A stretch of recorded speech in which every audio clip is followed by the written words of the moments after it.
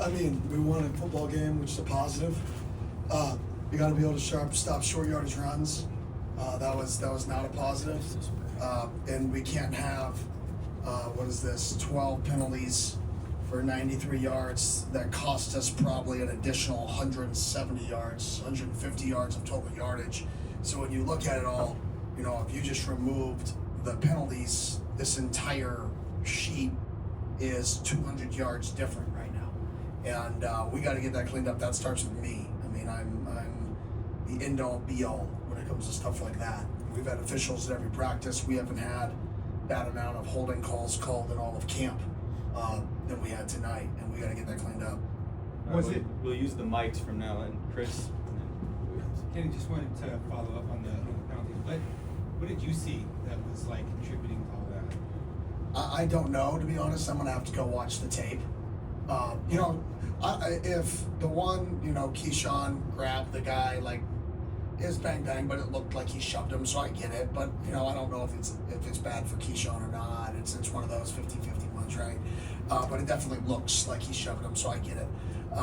The holdings, I just got to go watch it. I got to see if we're outside the framework of our body. When it's in live time and you don't see the replay, your eyes aren't always directly on the guy who's holding, but there are a majority on the perimeter screens is where the penalties were happening. And we do perimeter drill often with live refs, and we don't get a lot of those flags. So I want to see if just game day we got some nerves to us and we're getting outside of our framework of our body. We'll go back and figure out what it is and try to get it addressed this week. How much do you think that influenced the way that this game will be perceived by fans? Oh, I don't care. I'm sorry. I don't we got to go get better. We got to go back to work. We're 1-0. We had a sold-out crowd. I think we broke the student attendance record. So, could we have played better in the football game? Oh, 100%. You got to give NAU credit. They're a phenomenal staff. They do a great job. Their offensive schemes, defensive schemes, it's probably one of the worst teams you could ever play week one with how unique they play the game, right? You got to give them a lot of credit and that team a lot of credit too. It's not just, what we did wrong, it's also what they did right. So I would say, I'm a fan of that staff. So, go Lumberjacks. I'm rooting for them. They're another local team. And, I know Coach Wright's come out to a practice or so down here, and I hope we continue to have a relationship because he did a phenomenal job today, did a phenomenal job last year, and I want to make sure people are giving him his credit because I believe that he out-coached me tonight. And that's something that I got to look at, and I got to figure out how that doesn't happen again moving forward. Up front with Jake. Coach, the Leavitt-Tyson duo tonight was obviously just locked in. In a perfect world, would you rather the distribution to other receivers be a little bit more even, or was that just a product of taking what the defense? Yeah, when you're an exotic team like that, you don't double players, right? Because you're so exotic. You can't be, run a bunch of exotics and double certain players. So if they're not going to double, if that's not their plan to double, our best guy, then we should probably just keep getting him the ball. Other teams that, their plan is more double oriented on a player, then yeah, we need more guys involved. So I think that's going to happen naturally throughout the season. I don't think it's going to be forced. I just think that just kind of happened based off the flow of the game and how they were playing defense and what their plan was. Max. Hey, Kenny, Max Bill, What's Current Sports Network. For the entire running back room and the amount of reception, the anticipation coming in, how do you feel like that whole room performed tonight? And then secondly, Sam, just on that stage, called his performance tonight a C+, and he had over 350 yards of total offense. Do you agree with him? Yeah, Sam's hard himself. Sam's going to be his hardest critic. That's just who Sam is. He's never going to be satisfied. But he had a really good football game. He had some really good checks there early, getting us into the right plays. He extended plays and some unbelievable throws into the pressures that we were struggling picking up. So I thought he played well. And I think he's only going to continue to play better as the season progresses. In terms of the running back room, you saw some explosive plays. One of them got called back, but that's what we saw in camp. That's what we were looking for. A couple of those plays don't get called back, and like I said, the dynamic of this game is different, and but that's football, right? That's the best part about this game is a few things go a different direction, and it's a whole different feel and a whole different game, right? But no, I like where that room is at, and like I said, they did some crazy, unique things on defense. You got to give them a lot of credit for what they were doing schematically. It was good stuff. A couple in the back, right here. Coach right here. Hello. Congrats on the win. Jordyn Tyson had an unbelievable over-the-shoulder catch on that second touchdown, and he said that he's practiced it a lot, and he's also been through a lot, considering that season-ending injury last season. He hasn't played in a long time. So, since his time at Tempe, how impressed are you with his development, not just on the field, but off the field? Yeah, he's been awesome. I mean, his growth, he's grown up as a person. He drastically has grown up as a person, and I couldn't be more proud of him. I mean, he studies ball at a high rate. He comes up and gets extra. He takes care of his body. I mean, he's a true pro. So I'm very blessed that I get to coach him because he's a special player and a special person.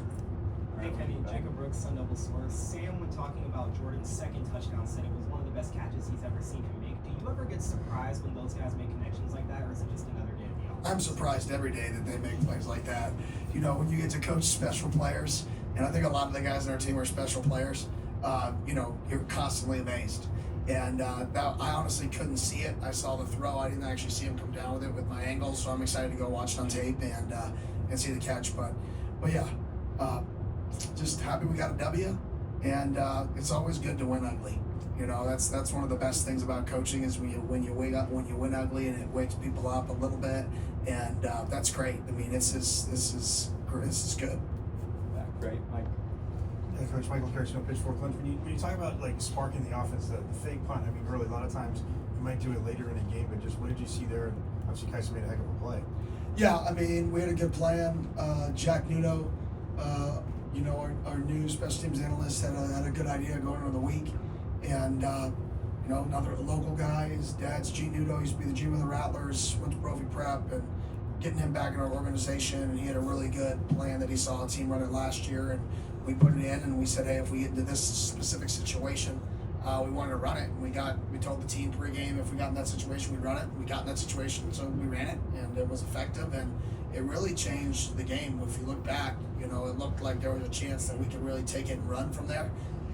But we really stalled, and that touchdown kind of made it to where the game was, it was a game, but it was never like a threat. There was a balance, right? You always had that 2 touchdown or 2 possession gap there because of that play and then the following touchdown. So that was a critical play in the game.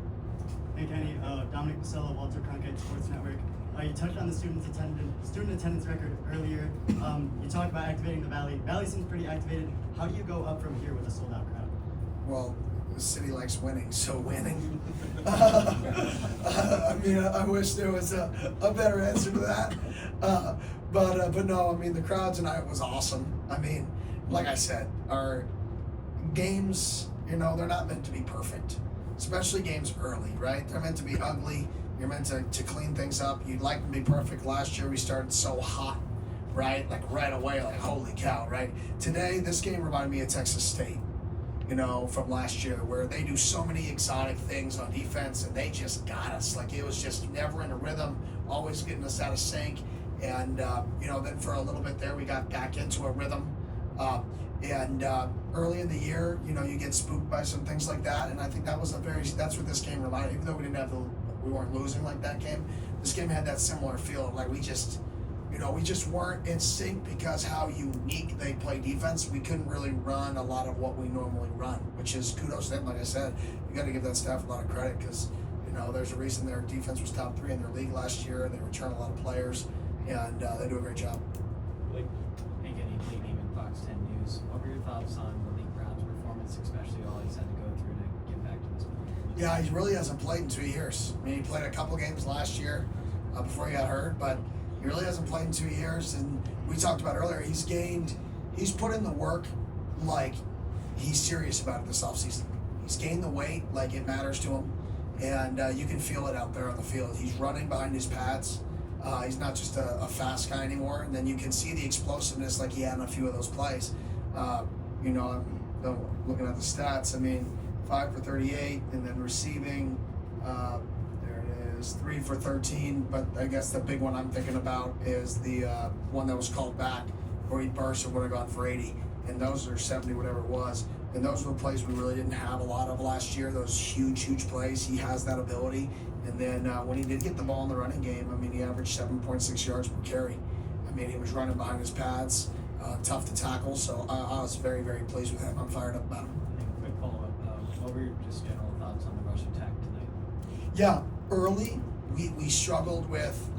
I mean, they're lining up with Bear with an extra, sometimes 2 extras, then stunt in the front back, and the tags with all their twist games. We were just missing the looper sometimes or a few times because it's unique. You know, you only practice it for 1 week, and they practice it all year. That's why it's good what they do, and they showed something a little different than what we practiced. So obviously they've been working on it, and that's the tough part of week ones is you have a team that's kind of doing something different and unique, and they've been practicing for a month, and you've been practicing it for 0 days, and until you get to game day, then you've got to out execute, and that's the stuff we got to get better at as a staff. Though is okay, we see it on tape, we know what they're doing. How do we get it fixed sooner? The second half, we ran the ball pretty effectively. There, after we got to go to the locker room and we made adjustments, we got to be able to try to make those adjustments sooner after we kind of see what they're doing. That way, we can run the ball earlier when we see these exotic things, because they're not the only team that's going to be exotic. It's just the first time you see kind of unique things is harder. The more you see it, the easier it becomes, as the season progresses. Coach Adam Needle, Arizona University. Jordan Crook was just flying over the field defensively. Do you feel like this is one of his best games in an ASU uniform, and how much have you really seen him just evolve since he's been at ASU? Oh yeah, he's on the leadership council. He's one of the leaders of the football team. He's one of our passionate leaders of the football team. He flies around. Crook's gonna have an unbelievable year. It's hard for me to say exactly how he played in the football game. Like, that wouldn't be fair, but if I had to guess, I would guess he played really well. For the most part, our defense played good defense. They had some short fields. They played good situational defense. Our 1s and 2s did. Like I said, the one area on defense that was the lapse was our, short yardage defense. We gave up too many yards, too big of plays in short yardage. We got to find a way of why those things happened if the fits were wrong. And they had obviously had a good way to attack what we were doing, because there were some pretty big holes in there. But yeah, I thought for the most part, Crook had a really good game from what I saw. I don't know the other stuff. Coach Allen Judson, Blaze Radio. You talked about the struggles of your defense, but you held NAU to go 2 of 15 on 3rd down. What did you see from your front 7 in those short yardage situations? Yeah, the short yardage situations, we struggled. So we got to get better at the short yardage situations. 3rd and long, we did a really good job. We had them in 3rd and medium and 3rd and long most of the night, and we did a nice job. They got a really good mesh play at the 2-minute drill, where I thought we were going to win the middle 8, get the ball back. They ended up converting on that 4th and 5, and they ran mesh, scooted away to the left and through the under. Yeah, the short yardage scenarios we got to get better at. The other situations were pretty good other than that 1 4th down. Hey Coach, Adam Keenan, Inferno Intel. I know special teams was an area that you wanted to see improve this season, and you tried it out Jesus for a pretty long pick tonight. Just what did you think of that unit overall? Yeah, we gave up that one big kick return right to the field. They pinned us there. Other than that, we played well. We had a few punts that flipped the field. I had an MA. We called back up punt on the 5-6 yard line. Probably just should have called normal punt. That's why the coverage unit wasn't great on the punt there in the second quarter, going from the Tillman statue.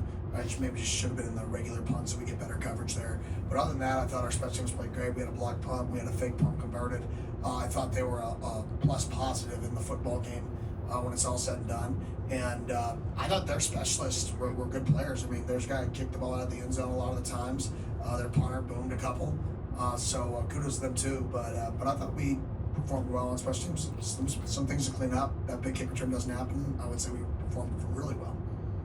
Over the right. Time for a couple more. Sorry if we don't get to you. Coach, you talked about NAU's exotic schemes and some penalties that you weren't happy about, but why do you think you got out-coached in this one? Yeah, anytime that I don't think we play up to our performance, it's on me. At the end of the day, everything that happens in this program falls on me. So if I feel like we're not operating at optimum level, that's my fault.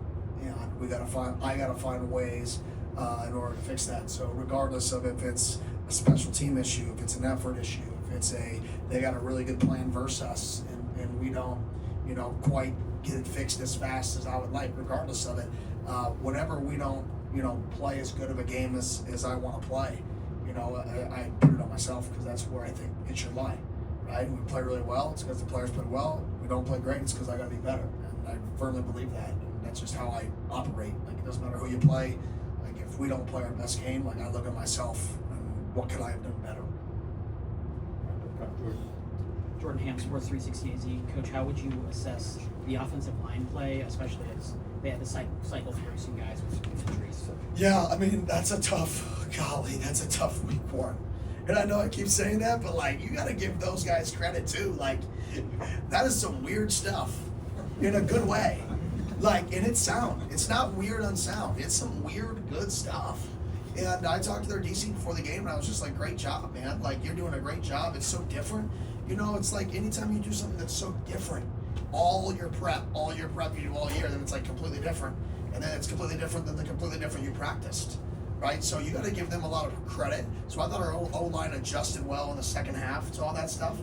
You know, we're going to continue to get weird stuff. It was just like Texas State last year. If you get weird stuff, you're going to get it again. And then some teams tried to do weird stuff again after Texas State, and we got it handled because we were used to some weird stuff, right? Because our defense doesn't do all that, so it's harder to practice it. So now that we got it, it's on tape, we get to clean it up. And now if a team tries to do it again, we'll be completely prepared for it because we go back and do corrections and fix all the problems from the prior game. That way we don't get beat with, I call copycat schemes. That way we can't get copycat schemed. So, but yeah, kudos to them. And I thought our O-line played decent for I'll have to go back and watch the tape to see if it was some of the running backs and the pros and the bear, or to see if we're supposed to bump it off depending on if we make a slip call or what we're going 5-0 or whatever the decision was with the pro. Some of those I don't know live, right? And I don't go over there on every single snap, so I gotta figure out those things. Wyatt Ballmeyer, Blaze Radio. Coach, you mentioned the stalling of the offense toward the end of the first half, the 3 consecutive 3-and-outs. How important was Sam Leavitt's 52-yard touchdown run and stalling momentum back to the Sunday? Yeah, it was huge. I mean, explosive play, scored a touchdown, really extended the lead there, and we needed some momentum. So it was absolutely huge, critical. And he's athletic, so those are the things that you do when you got an athletic dude back there. And like I said, I thought he had a good game. All right, one more. Coach Luke Lumler, Sun Devil source. Jordan Crook also mentioned that there could be some communication issues that the defense could iron out. In your eyes, how much of that will naturally fix itself, and how much of it do you really need to hone in on in these coming practices? Yeah, we got to hone in on it all. Like I told the guys, you know, one of our emphasis after our spring scrimmage at Camp T was holding outside the framework of our body. Even though we weren't getting it called a lot, you know, in practice, I was like, man, I can feel it, and I put that as an emphasis of we can't hold, right? So obviously we didn't make a big enough emphasis of that. I didn't make a big enough emphasis to get it fixed. We as a staff didn't make a big enough emphasis to get it fixed, because anytime that there's, you know, consistently the same problem, right? You can't look at other people. You got to look and say, like I said, like, you look at yourself and say, okay, well, if multiple people are doing the same thing, then it's not a them problem, it's a me problem. And we've got to look at how we're coaching it. We got to really look at how the drills we're doing to teach it to try to get it fixed. All right, thanks, Coach.